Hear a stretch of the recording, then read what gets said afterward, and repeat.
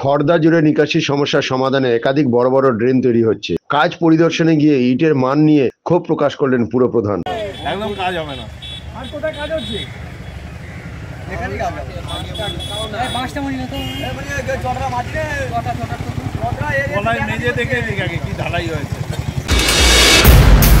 Actually আমাদের 1 নম্বর word, 2 নম্বর word, 3 নম্বর word দীর্ঘদিন ধরে ড্রেনেজ সিস্টেমের খুব খারাপ অবস্থা।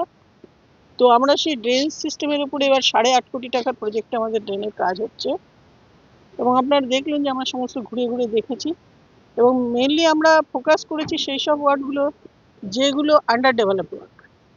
সেই ওয়ার্ডগুলোকে আমি প্রথম টার্গেট নিয়েছি এবং এর জন্য আমাদের সরকার প্রচুর টাকা অ্যালট করেছে। আগামী দিনে আরও করবেন বলেছেন, কারণ কাজ একটা করে প্লট কাজ করলে তার ইউসি দিলেই কাজ হয়। তো আগামী দিনেও আমরা যে খড়দার যে ড্রেনেজ সিস্টেম, মূলত খড়দা যে জলে ডলে বিস্তীর্ণ অঞ্চল কিছু কিছু এরিয়া, সেগুলোকে আমরা হাইলাইট করেছি এবং সেগুলো কিছু তার উপরেই কাজ করছি। আমার 9 নম্বর ওয়ার্ডেও কিছু কাজ হবে, 8 নম্বর ওয়ার্ডেও কিছু কাজ হবে। 5 নম্বর ওয়ার্ডে আপনারা দেখেছেন যে মানে আমাদের রহড়া বাজারের উল্টো দিকটা দিয়েও পুরো ড্রেন আপনার রিজেন্ট পার্ক পর্যন্ত হয়েছে।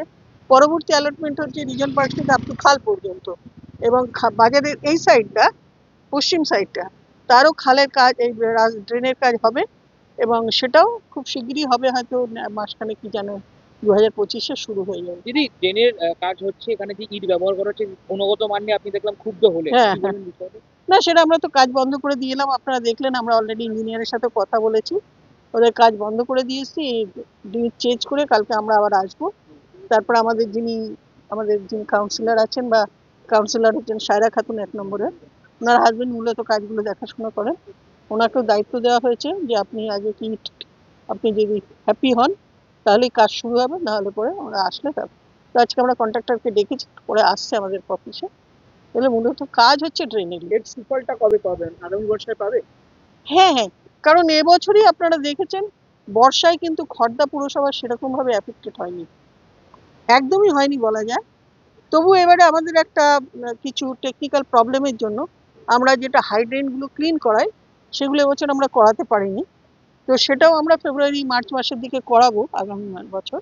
আর ইন দ্য মিনটাইম এই ড্রেনগুলো হলে আমি আশা করছি খড়দার মানুষ খুব বিশেষভাবে উপকৃত হবেন।